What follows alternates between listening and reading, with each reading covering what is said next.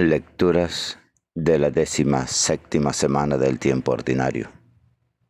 Viernes 2 de agosto de 2024. Jesús quiere que lo reconozcamos como nuestro Señor y Salvador. Catholic Back. Reflexión y fe. Una puerta a la esperanza.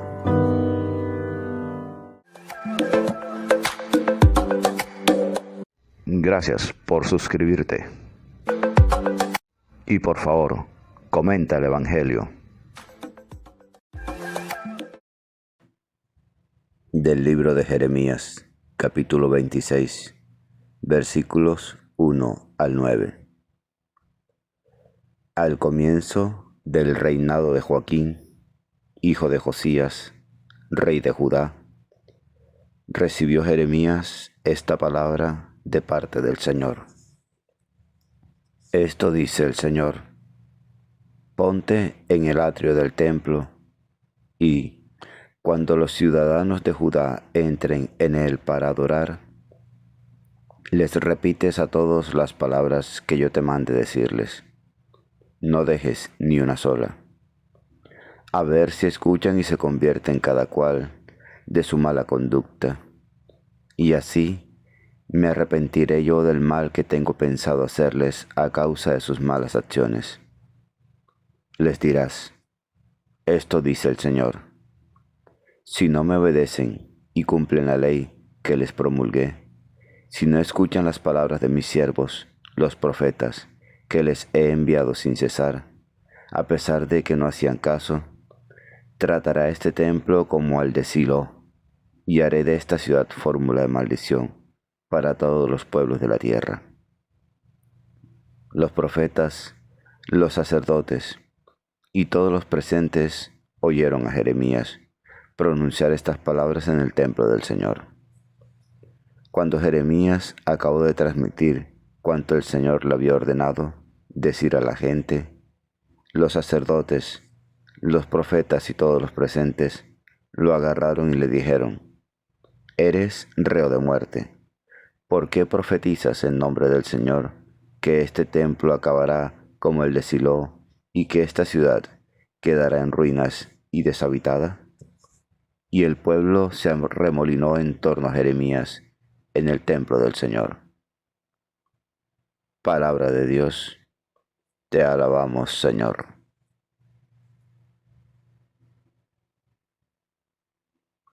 Salmo 68. Que me escuche tu gran bondad, Señor. Más que los pelos de mi cabeza son los que me odian sin razón.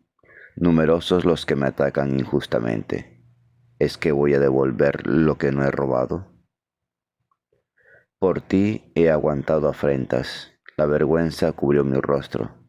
Soy un extraño para mis hermanos, un extranjero para los hijos de mi madre, porque me devora el celo de tu templo, y las afrentas con que te afrentan caen sobre mí. Mi oración se dirige a ti, Señor, el día de tu favor.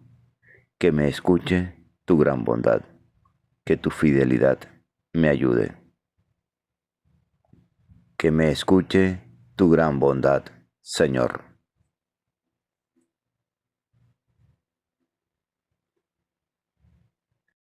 Lectura del Santo Evangelio según San Mateo, capítulo 3, versículos 54 al 58.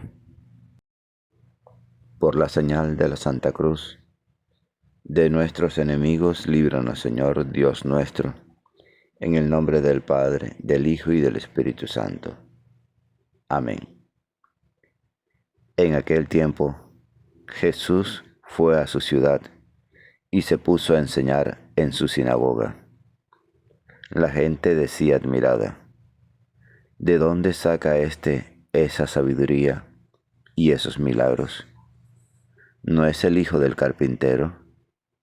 ¿No es su madre María y sus hermanos Santiago, José, Simón y Judas? ¿No viven aquí todas sus hermanas? Entonces, ¿de dónde saca todo eso? Y se escandalizaban a causa de él. Jesús les dijo: solo en su tierra y en su casa desprecian a un profeta. Y no hizo allí muchos milagros por su falta de fe. Palabra del Señor.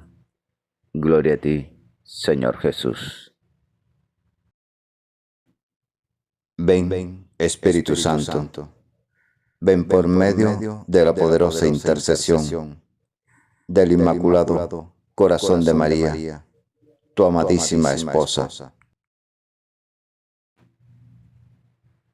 Como lo vimos en el capítulo 22, los 10 años que transcurrieron entre los dos sitios de Jerusalén, de los años 598 a 588, fueron tiempos de locuras y de falsas ilusiones.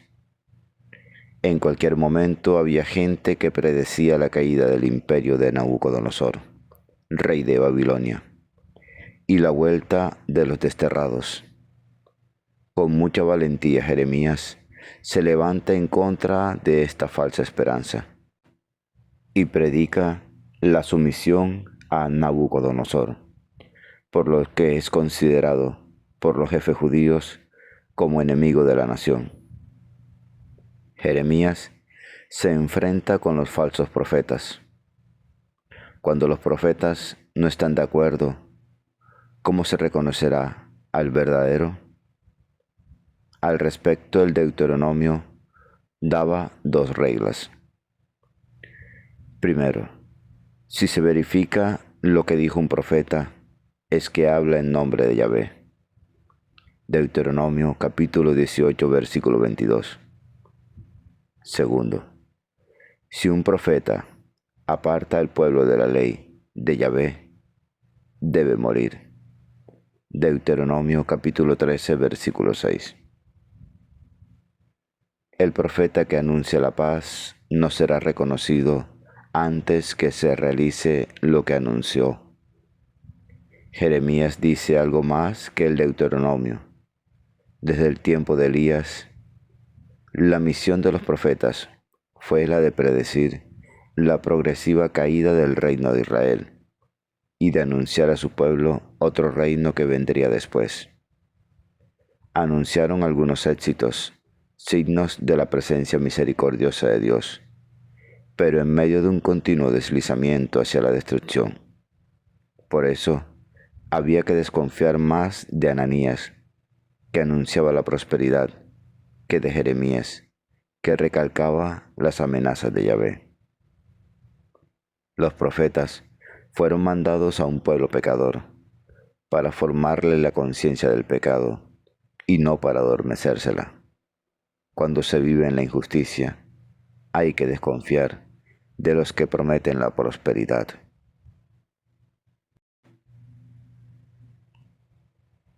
Los coterráneos de Jesús no pueden acogerlo, pues esperan un Mesías diferente a ellos, que no sea pobre y que aparezca triunfal. Esperan un Mesías guerrero, soldado de batallas, de espada.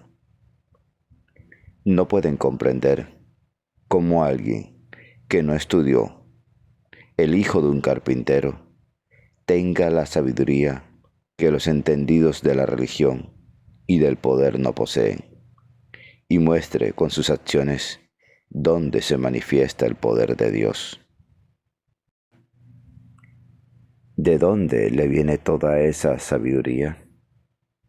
Porque ahora algunos charlatanes imaginan que Jesús fue a India o a otro planeta para buscar el secreto de sus milagros.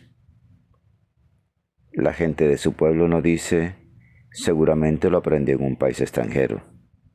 Más bien, como siempre vivió en medio de ellos y no manifestó ningún don especial, ellos se extrañan, porque en pocas semanas se hizo famoso en toda Galilea. En la convivencia diaria, No le habían encontrado una personalidad excepcional y a lo mejor no lo habían designado para ningún cargo en la comunidad religiosa de la sinagoga. ¿Cómo puede el hombre fijarse tan poco en su prójimo y ser tan ciego para no ver sus valores mientras no actúa en una forma extraordinaria? A un profeta solo lo desprecian en su tierra. Si durante tantos años se habían acostumbrado a tratarlo como uno entre tantos, ¿cómo ahora le demostrarían respeto o fe? ¿No es este el carpintero? El término que usa el Evangelio significa el artesano, sin más precisión, pero es muy antigua la opinión de que Jesús era carpintero. ¿Qué pensar de este don de sabiduría? Muchas personas dicen, puesto que Cristo era Dios, todo lo sabía. Pero no olvidemos que Cristo es tan realmente hombre como es Dios. No es un Dios con apariencia humana, sino que el Hijo de Dios quiso tomar una naturaleza humana completa. No solamente un cuerpo, sino también el alma, el carácter humano, la psicología humana, una manera humana de aprender y entender. La ciencia divina no es menos que Dios mismo. Él conoce todo a la vez en un instante único que no pesa y que llamamos la eternidad. Los hombres, en cambio, piensan con ideas y sus pensamientos se van desarrollando con el tiempo. Por eso la ciencia y el poder de Dios no pueden estar en ningún hombre, aunque éste sea Jesús. Jesús, al nacer, tuvo que experimentar y descubrir todo, solo que en su espíritu había una claridad. Estaba consciente de ser el Hijo, aunque todavía no tuviera palabras para pensar o para expresarse. Jesús recibió toda su educación humana de María, de José y de sus paisanos de Nazaret. El Padre, sin embargo, le comunicaba su espíritu para que pudiera sintonizar con Dios, pensar con los mismos pensamientos de Dios. Jesús adquirió su sabiduría gracias a la Biblia y a la cultura de su pueblo. Pero lo importante para él, como para nosotros, no era leer mucho ni acumular las experiencias, sino ser capaz de valorar todo lo que le ocurría. Animado por el Espíritu Santo, Jesús descubrió un sentido nuevo a todas las realidades de la vida. Y esto era la sabiduría.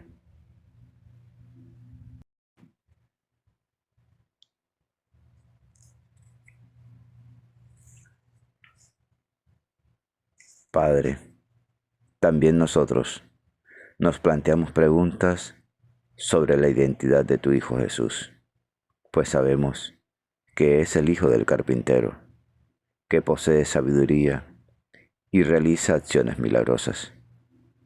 Pero no siempre damos el salto de la fe para descubrir su verdadera identidad divina. Danos tu Espíritu Santo para descubrir, maravillados, esa identidad del Salvador. Amén. La lectura diaria del Evangelio es un encuentro con Jesús. La Sagrada Biblia no es un libro que hable de Dios, es un libro donde Dios nos habla a cada uno de nosotros. Atrevámonos a entrar en esa conversación. Dios les bendiga grandemente y el Espíritu Santo les ilumine en todo momento y en todo lugar. Amén, amén y amén.